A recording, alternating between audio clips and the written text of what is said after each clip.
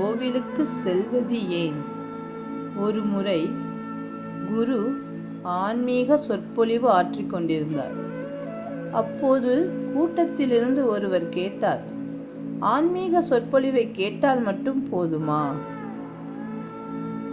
குரு அமைதியாக பார்த்தார்.